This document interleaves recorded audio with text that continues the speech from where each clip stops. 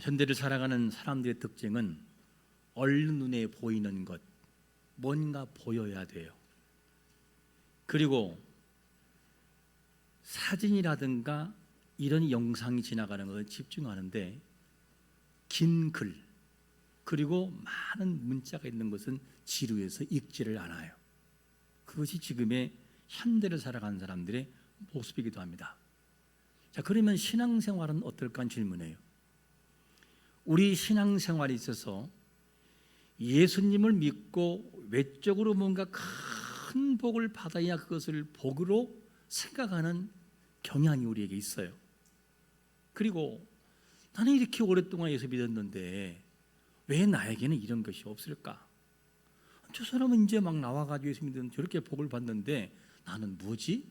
그리고 외적으로 보이지 않을 때 이것을 복을 받지 못한 것이라고 하는 단정적인 모습을 가지고 살아가는 것이 오늘날 또 우리의 모습이기도 합니다. 왜 그럴까? 이 질문을 우리가 던져봐야 돼요. 바로 믿으면 잘 되고 부자가 된다고 하는 이런 생각들, 이런 생각이 줄을 이루어서 포커스가 이루어서 진짜 감춰진 뒤에 더 큰 영적인 복에 대한 부분을 놓칠 때가 너무나 많아요. 그러다 보니까 어떤 거에 관심 가느냐? 번영신학 같은 거 막 텔레비에 나와가지고 치유가 일어나고 부자가 되고 이런 것들에 대한 눈을 돌릴 때가 우리가 많이 있어요.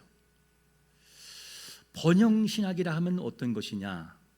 개인의 물질과 성공을 추구하는 신학적인 관점. 예를 들어서 신명기에서 말하기는 번영의 복, 이 번영의 복을 번영신학으로 잘못 바꿔서 이해하는 그런 경향이 있는 것을 번영신학이라고 하는데, 이 교리는 하나님께 대한 믿음과 헌신을 하면 물질적인 축복과 성공으로 우리에게 이어진다. 그래서 잘 믿기만 하면 외적으로 보여지는 부와 성공과 출세 이 모든 것이 따라온다라고 하는 전제가 그들에게는 항상 붙어 있어요. 그래서 신앙생활을 열심히 함에도 불구하고 고난이 다가오고 나에게 빚어지는 외적인 어떤 열매가 없을 때는 나 잘못 믿는 것 같은데 너 잘못 믿고 있어, 이렇게 단정져 버리죠. 참 위험한 그런 모습이에요. 우리는 번영신학이라고 하는 극단, 너 안 되는 거는 안 믿어서 그렇고 잘못 믿어서 그렇다, 하나님 우리에게 잘 되기를 바라는 번영의 모습이 있지 너 잘못한 거야 라고 하는 번영신학의 극단을 조심하셔야 되고, 반대로 이 번영이라고 하는 신학이라고 하는 이 모든 것이 전부 다 잘못됐다라고 하는 반대의 극단도 조심하셔야 돼요. 두 가지를 이해하려면 성경 전체에서 말하는 복의 개념이 뭐냐 하는 이 질문과 답을 찾아야만 됩니다. 성경 전체에서 말하는 복의 개념이 뭐냐? 이 총체적인 이해가 없으면 어느 한쪽의 극단에 빠질 수밖에 없다는 것이죠. 성경 전체를 보면 하나님께서 우주를 창조하시고 인간을 창조하신 이후에 하나님이 가장 먼저 인간들에게 주신 것이 뭐냐면 복이었어요. 딱 첫 출발이 복이에요. 그 내용이 어디냐?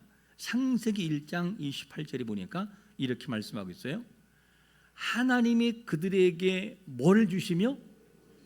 복을 주시며, 그리고 나머지 쭉 이어지는 누림에 대한 얘기를 하고 있어요.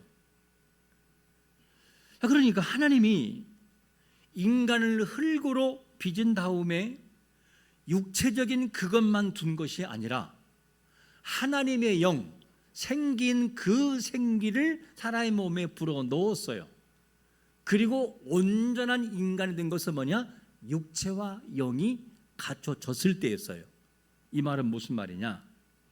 진정한 복의 개념은 물질만도 아니고 영적인 것만도 아닌 온전한 영과 육이 온전한 회복되는 것이 진정한 복의 개념인 것을 믿으시기를 축원합니다. 그게 진정한 복의 개념이에요. 자, 그런데 인간이 타락한 이후에 구약 시대에는 하나님께서 영의 복도 주었지만 어디에 포커스를 맞추느냐? 육의 복에 맞춰요. 육의 복. 그래서 아브라함과 이삭, 야곱 이런 사람들에게는 어떤 것을 주냐면 이스라엘 민족을 하나님의 임재라는 영적인 보호의 전제를 두고 건강의 복, 부의 복, 그리고 육체적인 복에 대한 부분을 거의 나열해 버려요. 육체적인 것, 눈에 보이는 것들에 대해서. 이거는 마치 뭐와 같으냐? 구약 시대는 어린 아이들과 같은 시대, 그림자와 같은 시대예요. 그러면 우리가 신약에 살아가는 우리들이 과연 매일 이렇게 눈에 보이는 육체적인 것들만 따지고 살아야 되냐는 질문이죠. 신약이 와서 우리의 모습은 좀 더 달라져야 돼요. 왜 그러냐? 신약 시대에는 육적인 복도 물론 하나님 주시지만 영적인 복에 굉장히 두드러져요. 영적인 복이. 그래서 예수님께서 산상수훈에서 어떤 복을 말하냐면 무슨 복? 팔복을 얘기해요. 어떻게? 심령이 가난한 자는 복이 있나니 그들이 천국이 그들의 것이라 그러면서 영적인 복에 포커스가 맞춰져 버려요. 왜냐하면 구약 시대에 약속을 했던 그 모든 그림자가 신약의 실제신이 예수 그리스도가 오심으로 최종적인 하나님 아버지가 어떤 마음을 가지고 있는지에 대한 복음을 통해 제시했어요. 그럼 우리는 이제는 구약적인 개념에서의 어린아이와 같은 뭔가 눈에 보이는 것만, 복만 주시는 것, 그리고 이것도 잘 돼야 되고 저것도 잘 돼야 되고 안 되면 마음에 상하는 마음, 이런 거를 뛰어넘어 좀 더 깊이 들어가 하나님 앞에 영적인 복을 추구하며 그 속에서 만족을 누리는 삶을 살아가는 것이 진정한 신앙인의 모습인 것을 믿으시기를 축원합니다.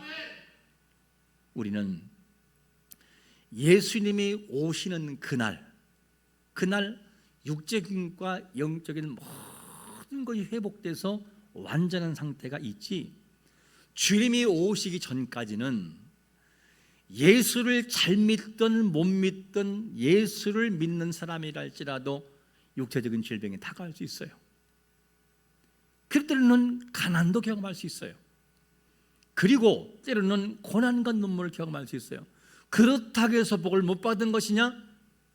그거를 통하여 얻어지는 영적인 복은 더 크게 나에게 임한다는 사실을 믿고 살아가시기를 축원합니다. 그래서 뭐 앉았으니까 하나님께 뜻하는 신앙을 조금 벗어났으면 좋겠어요. 구약적인 개념은 그렇게 보여줘야 되는 상황이라면 신약에서는 그것이 아니어도 너무나 큰 복을 많이 받았기 때문에, 너무너무 복이 많았기 때문에 이것이 아니어도 이거를 통하여 이길 수 있는 힘이 생기기 때문에 우리는 그런 좀 마인드를 가지고 살아가는 삶을 살아가야 되는 것이죠.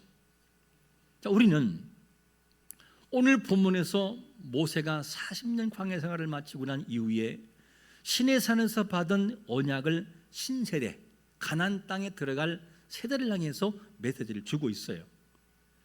그래서 신명기는 어떤 구조냐? 언약의 구조예요. 언약의 구조. 그래서 신명기에 대한 복과 언약을 이해를 하려면 언약의 구조를 반드시 이해를 하셔야 돼요. 자, 그러면 신명기에서 복의 개념은 은혜로 구원받은 이후에 하나님의 명령을 주시고 그 명령의 순종 여부에 따라서 상을 주시기도 하고 벌을 주셔요. 신명기에서의 복의 개념이에요. 우리는 여기서 이렇게 한번 질문할 수 있어요. 아니, 하나님이 좀 사랑의 하나님이라면 그러면 꼭 율법을 주셔야 되나? 이렇게 놓고 순종하면 복을 주고 안 주면 벌을 내리고 왜 그래야 되느냐? 좀 그렇게 하지 말고 그냥 다 좋은 게 좋은 거라고 복을 주시고 순종 안 한 사람도 깨닫도록 하고 하면 얼마나 좋을까? 꼭 율법을 줘야 되느냐? 율법 못 살겠어요, 귀찮아서. 이렇게 질문할 수 있어요. 근데 율법이 있음으로 우리에게 얻는 유익이 뭐냐? 완벽하신 하나님 앞에 우리가 얼마나 부족한 사람인지를 보게 돼요. 그리고 와, 나라는 존재는 불가능하구나. 그래서 하나님 은혜가 필요하고 하나님 앞에, 즉 예수님 앞에 내가 나가야 되는 것이구나 하는 것을 알게 된다는 거예요. 그리고 율법을 통해서 뭐가 필요하느냐? 채찍이 가하여 죄를 짓지 않도록 하는 억제 기능이 우리에게 있어요. 율법이 있기 때문에. 왜? 잘못하면 하나님께 혼나니까. 그리고 어떤 기능이 있냐? 우리의 삶의 정확한 방향의 길을 하나님이 제시해 주어요. 그래서 그 길을 걸어가는 거예요. 이 율법의 기능이에요. 그러므로 우리에게 주어진 율법 하나님의 말씀은 복 중에 복인 걸 믿으시기를 축원합니다. 최고의 복이에요. 그게 말씀이. 그러면 신명기에서 언약적인 개념에서 하나님께 순종할 때 주어지는 상은 신명기 관점에서 뭐라고 하느냐, 이런 것을 두신다는 거예요. 첫 번째로 보면 하나님의 임재와 뭐와 씨와 땅의 복을 주신다는 거예요. 한번 같이 우리 길지만 읽어봅니다. 시작. 내가 내 하나님 여호와의 말씀을 청종하여 이 율법책에 기록된 그의 명령과 규례를 지키고 내 마음을 다하며 뜻을 다하여 여호와 내 하나님께 돌아오면 내 하나님 여호와께서 내 손으로 하는 모든 일과 내 몸의 소생과 내 가축의 새끼와 내 토지 소산을 많게 하시고 내게 복을 주시되 곧 여호와께서 내 조상들을 기뻐하신 것과 같이 너를 다시 기뻐하사 내게 복을 주시리라. 이게 가나안 땅에 앞으로 들어갈 이스라엘 백성들이 알아야 할 메시지였어요. 왜냐하면 가나안 땅에는 7 족속이 있다고요. 다양한 문화가 있어요. 그 속에서 하나님의 말씀대로 살아가지 않으면 완전히 거기에 흡수가 되어버려요. 그냥. 그러니까 이 약속대로 지키면 복이 있다는 사실을 다 염두에 두면서 살아가야 됐었어요. 그러면 하나님의 임재의 복, 그리고 땅의 복, 씨의 복이라고 했다면 임재의 복은 어떤 것이냐? 이런 거예요. 신명기 1장 30절을 보면 이런 내용이 나와요. 이스라엘 백성들이 가나안 땅에 들어가기 전에 정탐을 합니다. 정탐을 했는데 그 가나안 땅에 누가 있느냐? 아낙 자손들이 있습니다. 거인들이 있고, 그리고 식물도 좋고 열매 좋은데 뭐 한 가지가 무섭냐? 저거 보니까 우리가 못할 것 같아요. 갔다간 다 죽을 것 같아요. 그러니까 안 된다, 안 된다, 그런 얘기를 막 나오니까 사람들이 요수와 갈렙 외에 이 외에는 어떻게 됩니까? 사람들이 막 원망을 해요. 그러니까 하나님이 주신 약속이 뭐냐면, 얘들아 걱정하지 마. 그 땅에 내가 먼저 가서 함께 할 거고 너희들과 함께 할 거야. 걱정하지 말고 올라가라. 이게 함께하는 복이에요. 여호와의 임재. 그리고 이스라엘 백성들이 가나안 땅을 향해서 갈 때 광야에서 애굽이 쫓아올 때에 하나님이 뜨거운 날씨에는 뭘로 가렸어요? 구름 기둥으로. 밤에는요, 불 기둥으로. 저는 실제로 가서 얼마나 그게 춥고 더운지를 알았어요. 최고 온도는 약 50도까지 올라가요. 그건 낮에 50도면은요 감당이 안 돼요. 한국에서 최고 많이 올라갈 때가 제가 39도를 경험한 것 같아요. 39도에 나가자는 얼굴이 새까맣게 타요. 그냥. 근데 50도면 이거 못 견딘다고요. 그때의 이스라엘의 문화에서 구름이 싹 가리면은 선선한 바람 부는 것 같은 느낌이 들어요. 밤에는 0도까지 내려가는 얼음이 올 정도의 추위를 저는 경험해봤어요. 너무너무 추워가지고 막. 이 문화에서 여호와의 임재라고 하는 것은 구름 기둥으로 덮는 것과 불 기둥으로 도와주는 걸 뭐냐? 여호와의 임재라. 내가 함께하니까 걱정하지 마. 이게 여호와의 임재예요. 그러면 하나님의 이 임재에 있어서 씨의 복은 어떤 것이냐? 신명기 1장 10절과 11절에서 이런 말을 해요. 너희의 하나님 여호와께서 너희를 번성하게 하셨으므로 너희가 오늘날 하늘의 별같이 많거니와 너희 조상의 하나님 여호와께서 너희보다 현재보다 몇 배? 1000배나 많게 하시며 너희가 허락하신 것과 같이 너희에게 복 주시기를 원한다. 이 씨의 복이라고 하는 개념은 잘 되는 거예요. 배불리 먹고, 그리고 잘 되고 머리가 아니라 꼬리가 아니라 머리가 되는 거, 이런 복들을 얘기해요. 이것이 언약을 통해서 이런 일을 행할 때에 주어지는 복이라 이렇게 말합니다. 그런가 하면 임재와 복과 씨의 복 다음에 무슨 복이냐? 땅의 복이에요.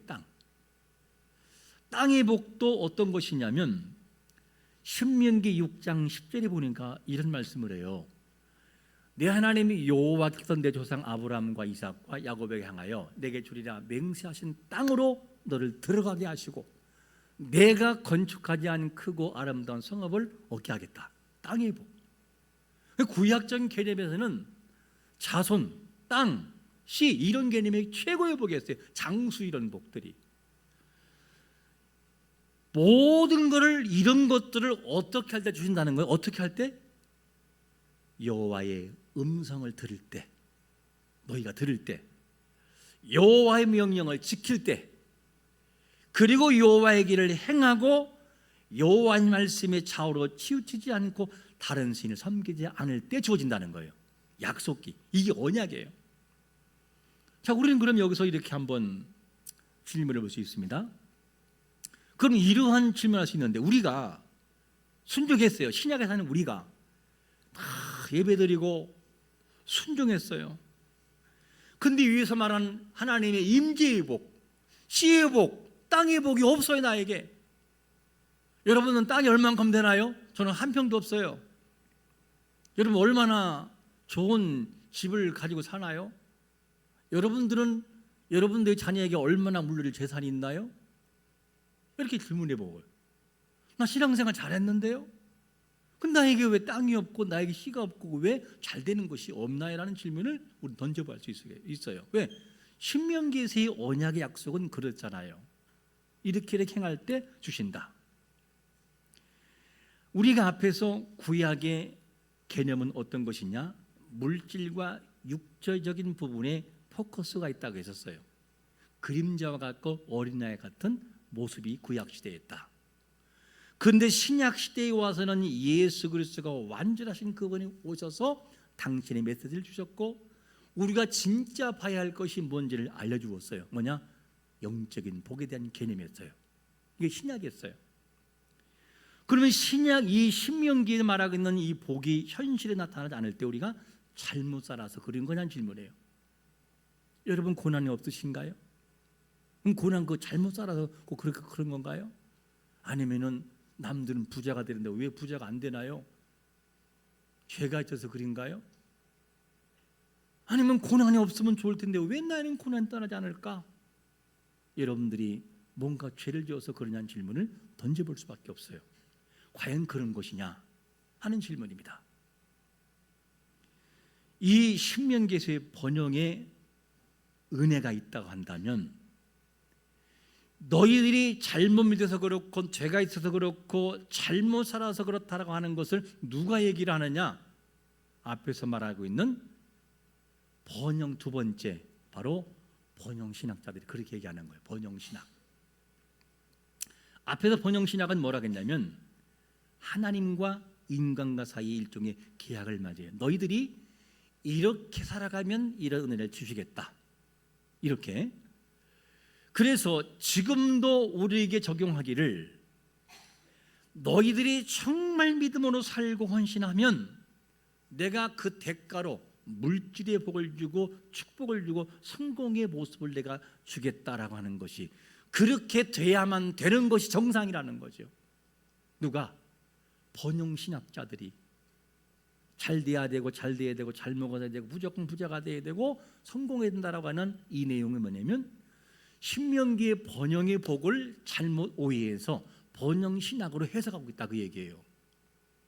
여러분 모든 포커스가 잘 되는 것에 대한 이 모습으로 맞춰진 것이 번영신학의 포커스예요. 번영신학의 운동은 소위 믿음의 말씀 운동이라고 해요. 믿음의 말씀 운동. 이를 주장하면서 그분의 말씀대로 살아가면 복을 받는다라고 하는 복의 개념만 전부 얘기를 해요. 그러니까 복을 못 받는 것은 무조건 잘못 살아도 그렇다, 안 된다, 이거는 하나님이 기뻐하신 것이 아니라 이렇게 생각을 합니다. 그래서 조시튼 피터스라는 사람은 뭐라고 요약하느냐, 이거를 건강의 부, 그리고 이름만 대고 요구하라, 혹은 번영의 복음, 믿음의 말씀 운동, 이렇게 얘기를 합니다. 그래서 이들이 뭐라고 주장하냐면 긍정적인 고백을 하라. 긍정적인 고백, 무슨 말이냐, 말로 고백한 것은 실제로 이루어진다. 하나님께서 이런저런 것을 달라고 말하면 하나님께서는 주실 의무가 있다. 그리고 이름만 대고 얘기하라, 이런 얘기를 하고 있어요. 그리고 계시를 강조합니다. 계시. 제가 이 말씀을 연구하면서 이 번영신학에 주장하는 사람들의 영상을 쭉 돌아봤어요. 그 내용을 보면 계시를 주장해요. 계시. 하나님이 나에게 뭘 주느냐, 계시를 주었다. 그리고 일부 은밀한 사람들에게만 계시를 줘서 말씀하신다. 그래서 성경을 뛰어넘어 계시를 성경보다 앞에 놓고 있어요. 그러니까 성경 얘기 안 해요. 그냥 얘기만 해요. 처음부터 한 2시간 동안 얘기만 하고 성경 얘기를 안 한다고요. 그리고 치유 역사가 있다라고 해서 이제 이런 얘기를 합니다. 그리고 모든 신자들은 하나님 주시는 완전한 건강한 복을 누릴 권리가 있다. 그래서 모든 예수님께서 영적인 속죄를 해주셨기 때문에, 질병값을 지불했기 때문에 번영은 하나님께서 정하시는 우주의 법칙이다, 이런 얘기를 합니다. 즉 이 믿음의 말씀 운동하는 사람들 중에 특별히 누굴 들 수 있냐면, 첫 출발은 캐논이 아니라 이 케논 같은 사람이 이제 만들었는데, 이 믿음의 운동가들이 보면 여러분 베니힌이라는 말 들어봤죠? 베니힌, 미국 이 사람인데, 이 베니힌인데, 이 사람이 치유전자, 치유의 사역을 감당합니다. 이 베니힌한 사람의 영향을 받은 것이 누구냐? 캐슬린 쿨만이라는 사람의 여자의 영향을 받는데 지금은 죽었죠. 그런데 이 내용을 쭉 보다 보니까 참 너무나 기가 막힌 것들이, 수십만의 세계적인 사람이 몰려들면서 말씀에 대한 것도 없어요. 그냥 아무것도 없고 얘기만 하다, 그러다 성령이 임재하시면 치유가 임한다. 그래서 치유하고 잘되고 복을 받고 돌아가라, 이런 얘기만 하다 끝나버려요. 그냥 자기에 대한 비움에 대한 얘기를 하고. 그러므로 하는 얘기가 뭐냐, 하나님은 어떤 사람이든 상관없이 모든 사람에 대한 질병을 다 치료해 주기를 원한다, 이렇게 말해요. 과연 그것이 성경적인 대답일까? 그럼 이렇게 물어봐야 되죠. 욥은 고난을 받았습니까? 안 받았습니까? 받았죠. 얼마나 믿음 좋은 사람이에요. 그러면 사도 바울은 병이 있었습니까? 없었습니까? 있었죠. 근데 사도 바울이 보통 무슨 병이라고 하느냐, 일부 학자들은 그게 안질일 것이다, 어떤 사람은 간질일 것이다, 이렇게 말합니다. 만약에 간질이라고 하는 병이 사도 바울이었다고 한다면 정말 부끄럽거든요. 간질은 한순간에 그냥 다가와요. 이제 과거에 청년 중에서 간질병으로 고생하는 청년을 봤는데 참 너무나 안타까웠어요. 자매였는데 너무너무 똑똑하고 그렇게 좋은 사람인데 갑자기 간질이 딱 오는 순간 얼굴이 굳어지면서 몸이 막 비틀어지고 소리 지르고 쓰러져 버려요. 너무너무 수치스러워해요. 그것 때문에.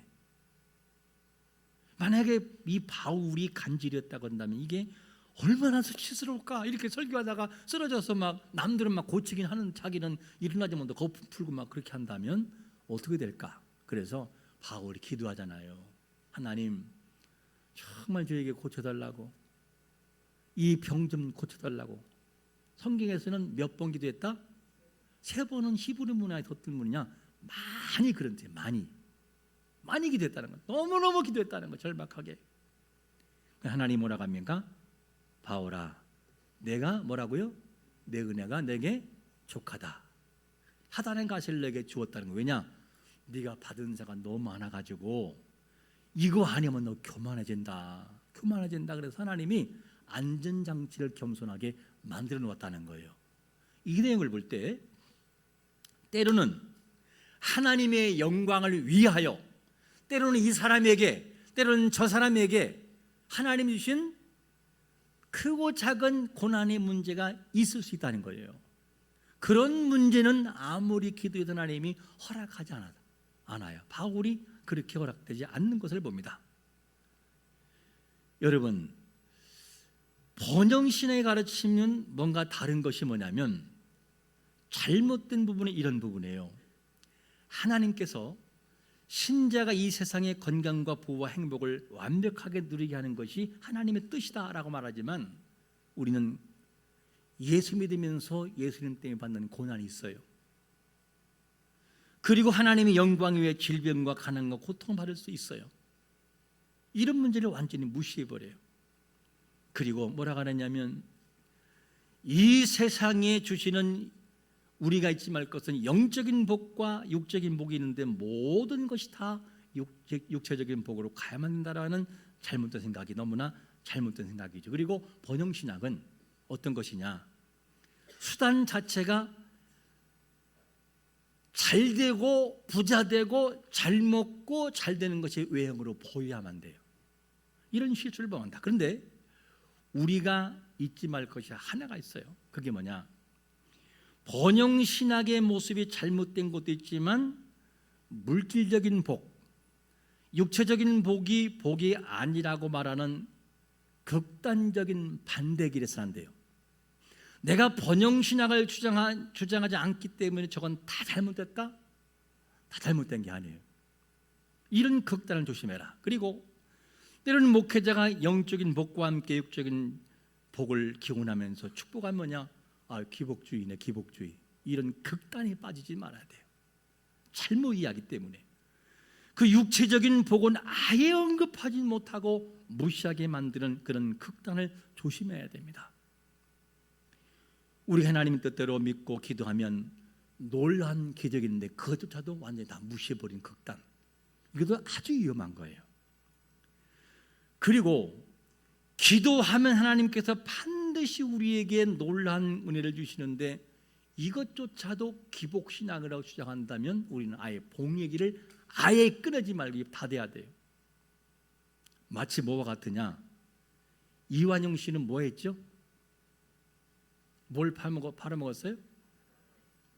그러면 한 가지 묻겠습니다. 여기 이 씨들 있죠? 이 씨들은 다 잘못된 사람들인가요? 아니에요. 그와 똑같아요. 그러니까 번영신학이라고 하는 잘못된 영역 때문에 복 자체에 대해서 언급하는 것을 기복주의라고 말하는 것은 큰 실수란 얘기예요. 이런 죄에 빠지지 말아야 돼요. 우리는 하나님 앞에서 성경적인 시각을 새롭게 좀 봐야만 돼요. 그러면 하나님 앞에 순종하는 신자에게 복을 어떻게 봐야 되느냐? 순종하는데 이 복을 하나님께 순종하는 신자에게 복을 주신다라고 하는 것을 어떻게 받느냐면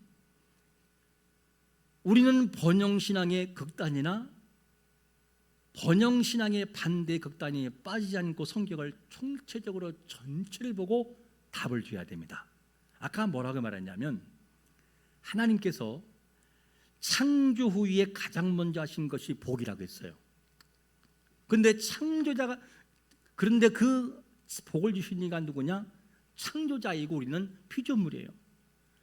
창조자와 피조물의 관계는 반드시 창조자가 피조물에게 복을 줘야 살아가는 존재이기 때문에 그 복이 아니면 안 되기 때문에 복을 주시는 거예요. 그런데 문제가 뭐냐? 우리의 신앙 전체가 내가 신앙생활하는 것이 잘 되고 부자 되고 잘 되고 성공하는 것에 포커스를 맞춰 신앙의 기본적인 전제를 나가는 것이 잘못된 것이지, 하나님을 향해서 내가 복을 구하고 하나님이 은혜를 달라고 구하는 것은 절대 잘못이 아니라는 사실을 믿으시기를 축원합니다. 양 극단을 우리는 조심하셔야 돼요. 그러므로 복이라는 말만 하면 귀복주의니 번영신앙이라는 부정적인 신앙은 창조 질서에 대해서 인간의 가치를 잘못 오해한 데서 나오는 것입니다. 이 부분을 우리가 정돈해야 돼요. 하나님께서 육과 영의 전인격을 우리에게 복을 주셨어요. 영만 준 것도 아니고 육체적인 것만 준 것은 아니라는 거죠. 그러므로 하나님께서 창조 시에 주신 복, 영과 육의 완전한 복을 추구하되 신약에 살아가는 오늘날 우리에게는 구약의 어린아이 같은 모습으로 눈에 보이는 복만을 따지지 말고 그 복이 아니어도 지금 나에게 주신 이 영적인 놀라운 복이 십자가의 은혜와 구속의 내가 너무 크기 때문에 이것이 내 눈에 안 보여도, 안 보이는 일이 있어도 복을 안 받은 사람이요, 나는 안 되는 사람이라고 단정하지 말라는 얘기예요. 우리는 눈에 보이는 육체적인 복보다 눈에 보이지 않는 더 큰 복을 이미 받고 있는 사람들인 것을 믿으시기를 축원합니다. 그게 진정한 복의 개념이라는 거예요. 이걸 알고 살아가자. 그래서 우리 자신들은 구약의 개념에서의 이 눈에 보여지는 육적인 복만을 신약에 와서도 계속 이것만 고집해버리고 이것만 달라고 하는 어린아이 같은 신앙에서 벗어나서 예수 그리스도의 십자가의 은혜를 기억하고 그분의 그 완전하신 사랑 속을 기억하면서 이 땅에 오신 예수 그리스도, 그분께서 팔복을 얘기하고 영적인 복을 얘기했듯이 눈에는 보이지 않지만 내면에 큰 기쁨을 주시는 영적인 복을 먼저 생각하는 주가 이루어져야 된다. 그래서 성도의 진정한 포커스의 진짜의 큰 의미는 뭐냐? 좀 영적인 복에 마음을 두어라. 그리고 육체적인 복들은 부와 같은 것이다. 그리고 이 두 가지를 하나님 앞에 나가 살아갈 때 영적인 복의 에너지를 가지고 육적인 것을 겸하여 살아가면서 하나님께 영광 돌리기 위해서 힘을 쓰는 삶이 정상적인 신앙이라는 거죠. 이 개념이 정돈되지 않으면 신약에 살아가는 우리는 계속해서 구약의 어린아이 같은 모습을 가지고 그림자 같은 모습을 추구할 수밖에 없다는 거죠. 신명기의 번영의 복을 번영신학으로 잘못 오해하면 안 된다.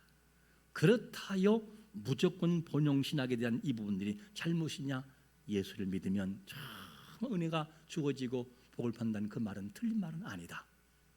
이 사실을 기억하고 우리가 신약에 살아가는 인생으로서 영적인 큰 포커스가 우리의 중심에 있으면서 육체적인 부분도 구하면서 전인의 복을 함께 구하는 그런 삶을 살아가는 성도가 되시기를 예수 그리스도의 이름으로 축원합니다. 아멘. 우리 한번 잠시